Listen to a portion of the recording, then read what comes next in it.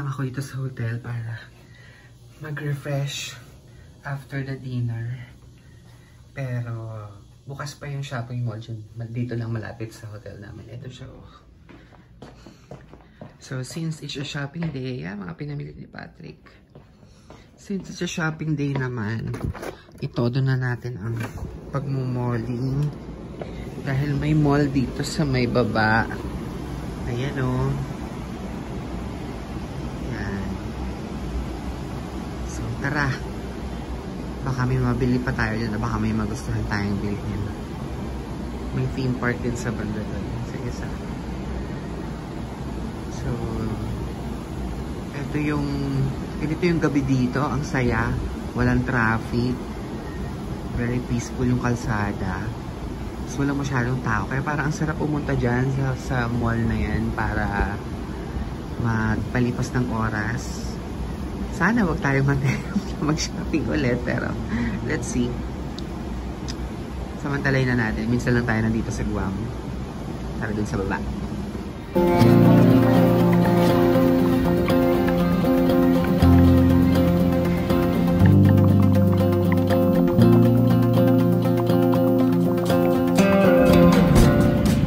Ito yung isang shopping mall, pero iwas tayo dyan kasi hindi natin afford siya. Mga super branded dyan, high-end brands dyan, like yan, mga yan, Cartier, tapos mga Louis Vuitton.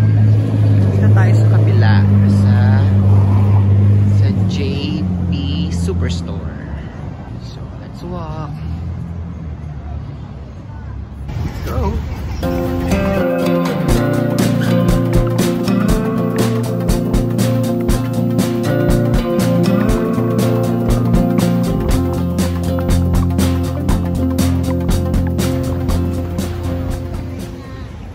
Close na siya. Close na ba? Kasi yun yung entrance eh. Oh, ano pa ba to? Hi! Is it already closed? Oh my god! So from until 8 PM on a weekday. Oh, thank you. Thank you. Yes, I will. Or maybe after. Thank you. Sad naman guys, close na sabi ni Kuya kasi pag weekdays pa lang hanggang 8 PM lang, and pag weekdays lang yung hanggang 11 hanggang 9 PM. So balik na tayo bukas. So might as well maximize ko na lang yung time, ikot-ikot na lang ako dito around the area. Maglakad na lang tayo. Ayun na si Sir. Oh, close na talaga. Ay, bukas na lang ulit.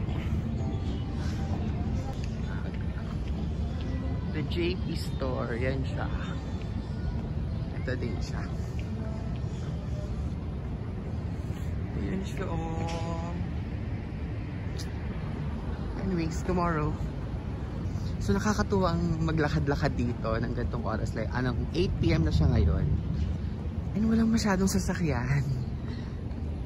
Ayan yung hotel na pinapagstayan namin, Dusit Beach Resort. So ito lang yung mall.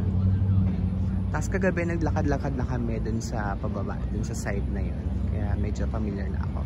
Kaya this time, itry ko namang lakarin itong side na to. And let's see kung anong meron dito. Ayan. Nakakatuwang maglakad-lakad kasi una, sarap yung weather, hindi maalinsangan, sakto lang siya, parang sa 25 degrees yata ngayon. Tapos yung mga kasama ko, meron silang ibang lakad. Actually it's boys night out yata, kaya hindi na ako sumama. And the girls naman are antok na, so ako na lang mag-isang mag-walk. So ayan na, meron dito Chamorro barbecue seafood. Kaso kakatapos na namin mag-dinner, diba? Tapos ayan, mga spa. Another spa. At doon may spa na naman. Napakadaming spa. Ano bang klaseng spa yung mga yan? least hindi naman ako interesado sa spa.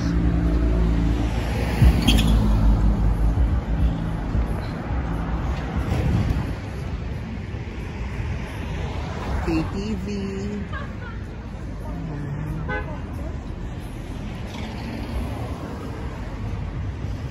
Diba nakita nyo? Ang konti lang ng sasakyan. Walang masyadong traffic. Oh, ayun, nagtatawag si Kuya. Half a Dive Gun Club, second floor. Hindi ko alam kung anong meron dyan. Ay! Parang alam ko na. Oh, exotic dancers. Mukhang malamang yun yung meron doon. Uy! Parang gusto kong i-try dito sa ang tawag dito, Bong's Cafe. Kasi hindi siya hindi siya local na store.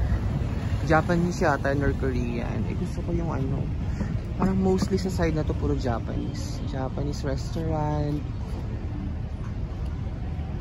Japanese grill restaurant. So I think itong coffee shop na to malamang Japanese din. So hindi tayo dyan. Another Japanese restaurant, so mostly Japanese, so hindi tayo dyan. Okay, what's in here? Okay, vape shop.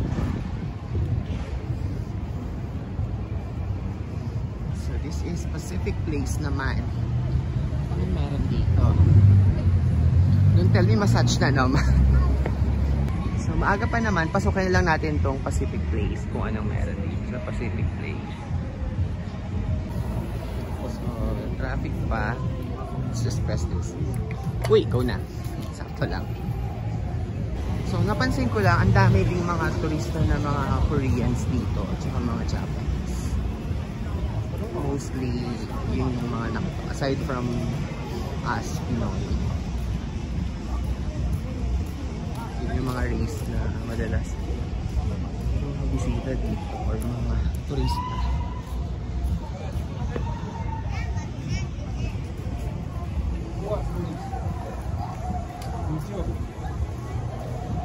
So may ABC store. Hindi ko lang kung local nila ito, pero ang dami ko nakikitang ABC store. Nice way. So, anong meron dito? Outback restaurant.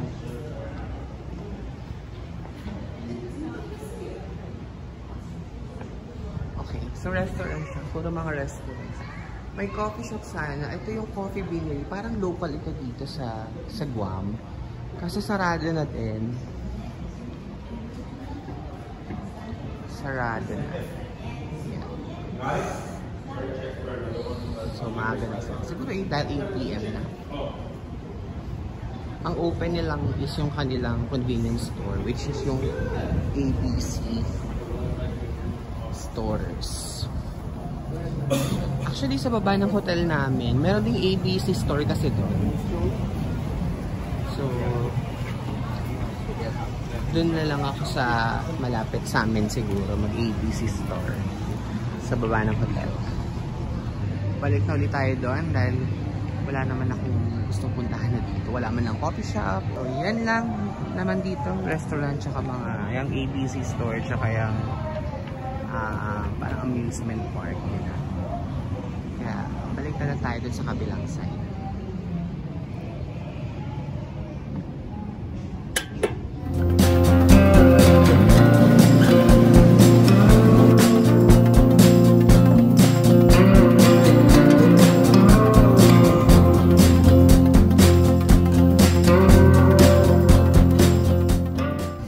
Talaga ako sa side na ito dumaan. Iniiwasan ko na nga yung P Galleria dahil sa mga brand doon. Pero madadaanan ko pa rin pala dito. Rolex.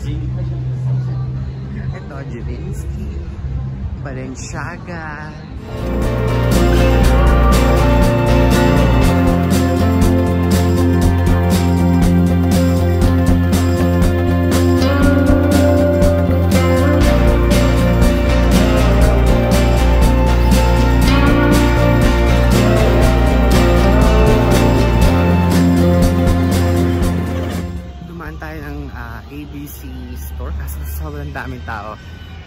foreigner, ang laking mga Koreans. So, bukas na lang tayo mag-ABC store. For now, maglakad na tayo dito. Sana makakita ako kahit coffee shop man lang.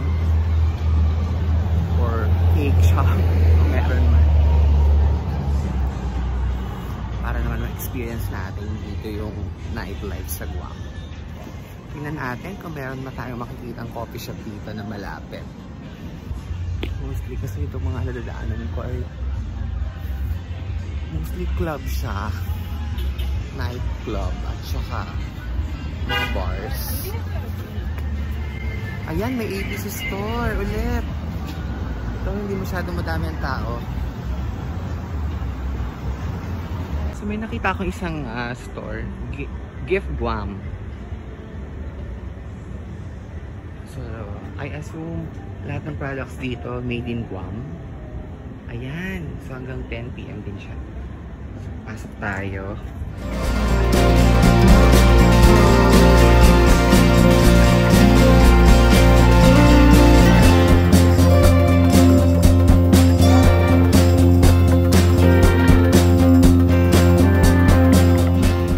Mula sa hotel, sa right side, nilakad ko na siya. Sa left side ng hotel, nilakad ko na siya para maghanap ng coffee shop. Wala talaga ako makita ng coffee shop.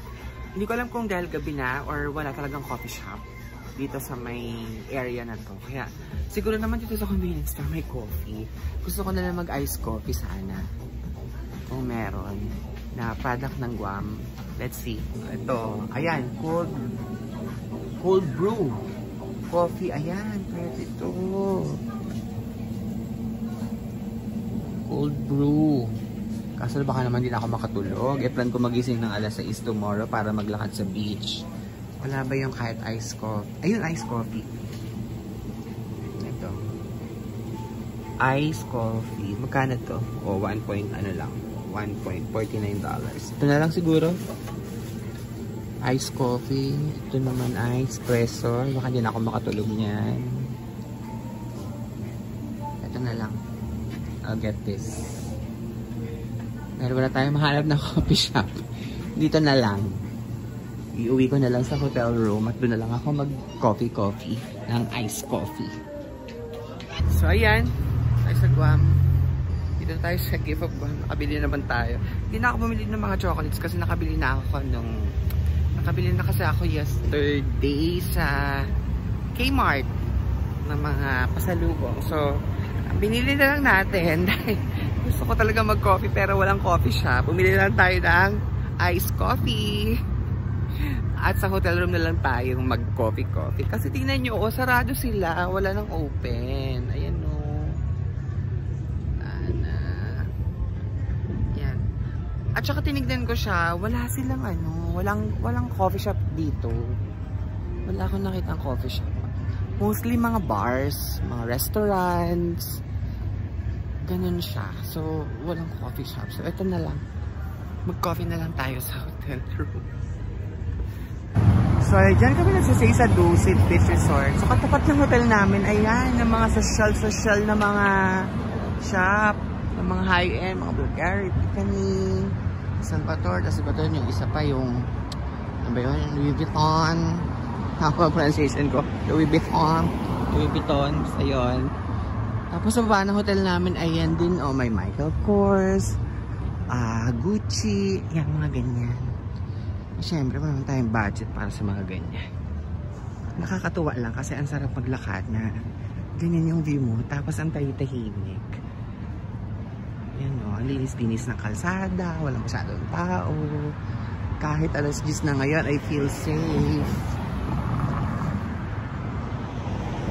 Kahit alas 10 na ngayon, yung pakiramdam mong safe ka dito. Ang ganda lang. Ayan yung isang mamahaling shop. Tapat ang hotel namin na yan. So tawid tayo at nang makabalik na sa hotel. Gusto ko na matulog.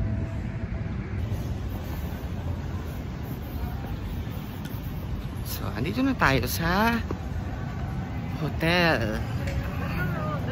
Ito na yung papasok sa lobby ng hotel kung saan kami nagsistay dito sa Dusit.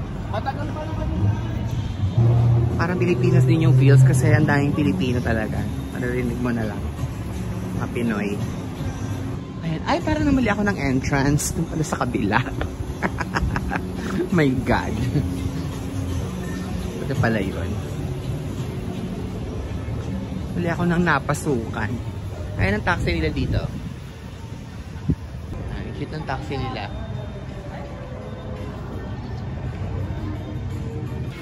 Pool again. Ayan na. Dito na tayo sa hotel. I-explore nga muna natin itong hotel. So, merong bar dito. Here. Pero hindi tayo dyan kasi hindi mo na kumiinom. Tayo sa labas. Open pa. Alright, open pa. Yung labas ng hotel. Ay my God, sarado na ang swimming pool syempre. So, I think alam ko may daan dito papunta dun sa beach, sa shoreline. Ito yata yung papunta sa beach. Try natin.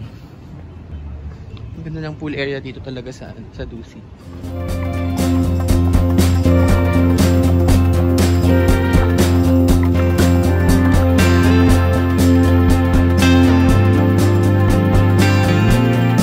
May bar pala dito sa baba. Ayan o. Wow. Oh my God! Ito na pala yung beach area. Ayan. I think, baba tayo. Baba tayo. At doon ko na lang inumin tong kape ko. Oh, pasensya na kayo.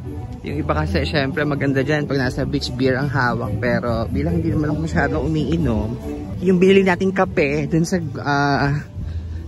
sa ano yun? Guam shop or dun sa kanina. Ano mong pangalan nun? Dito lang natin inumin sa may beach.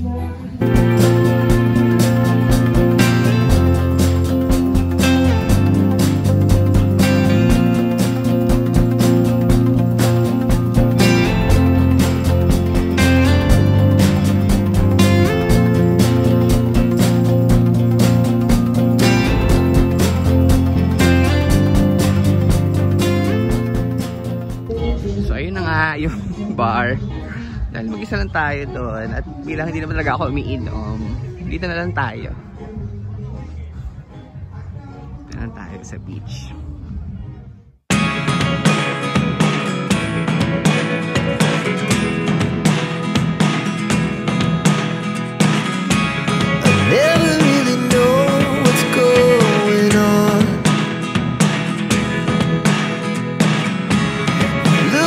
Sometimes like all you want to do is run. Hear me out, hear me out. It's all the things you never show.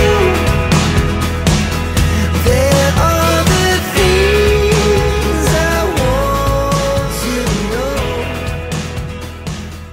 Dito sa hotel kasi kanina nasa beach ako, yung nakikita niyong naglalaro ako ng buhangin. Biglang nag-off yung phone ko, lobat na pala. So, dali-dali ako makatito sa hotel para mag-charge.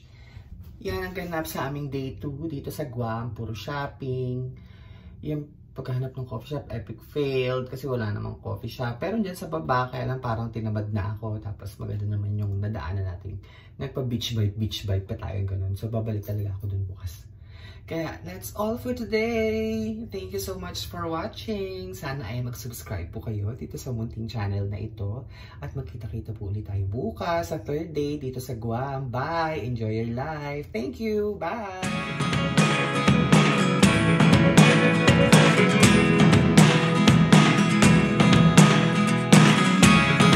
Never really know what's going on. Look at me sometimes.